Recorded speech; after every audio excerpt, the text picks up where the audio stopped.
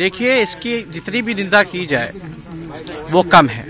और मैं समझता हूं कि हम लोगों को, सभी लोगों को, जिस प्रकार से संवैधानिक संस्थानों पर प्रहार किया जा रहा है, जिस हिसाब से हाईजैक किया जा रहा है, हमको लगता है कि ये बीजेपी का प्रकोष्ठ के तौर पे ये लोग काम करने का काम कर रहे हैं।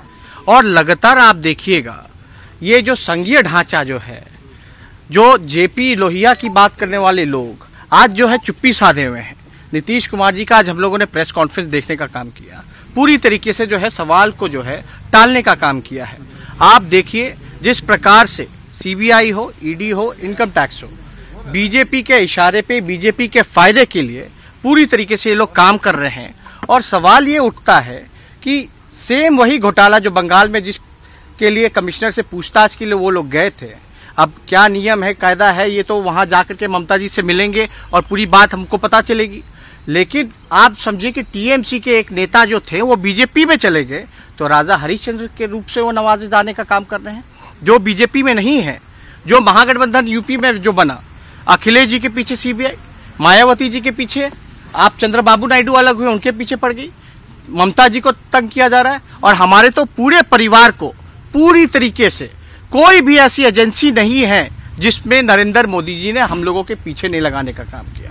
ये सिर्फ डराना धमकाना, क्योंकि इन्होंने विकास का काम कुछ नहीं किया, सिर्फ और सिर्फ जुमलेबाजी करने का काम किया है।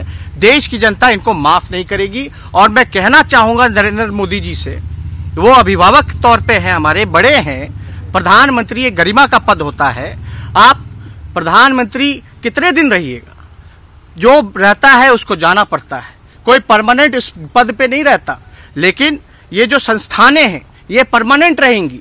इसके लिए देश के संविधान के साथ और देश के जितनी भी संस्थानें हैं संवैधानिक, उसके साथ खिलवाड़ मत कीजिए, नहीं तो हमारा देश जो है बर्बाद हो जाएगा।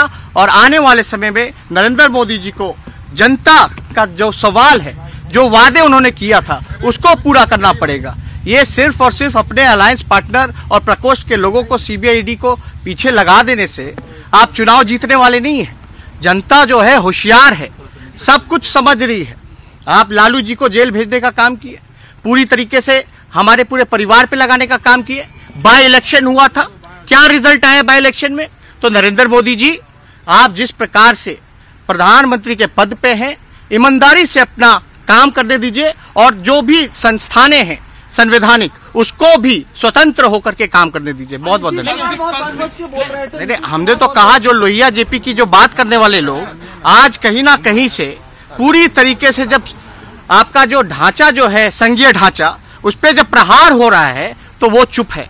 तो इसका जवाब नीतीश कुमार जी को देना पड़ेगा। आखिर चुप्पी किस बात की?